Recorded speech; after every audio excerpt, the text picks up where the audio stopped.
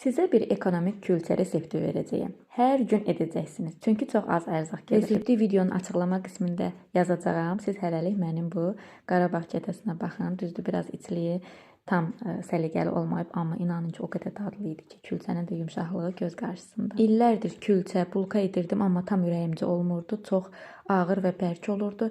Amma bu resepti keçən il yoldaşımın bibisi mənə verdi. Nə yaxşı ki, bu resepti ondan aldım. Allah ondan razı olsun. Həmişə dua edirəm.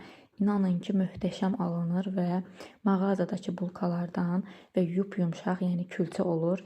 Mağazadakından seçilmir. Yəni əgər sizdə yumşaq, puf-puf bir külçə resepti istəyirsinizsə, mütləq yazdığım resepti sınayın. İnanın ki, əmin olun ki, super çıxacaq. Bir ipucu da deyim, Qarabağ kətəsinin içliyini əlimdə sıxıram, yumru top kimi edirəm. Ondan sonra qoyuram kətənin içinə, onda daha qəşəng alınır. Üstünə yumurta sarısı və sarı kök əlavə edib qoyuram bişməyə. Çox gözəl qıpqırmızı alınır.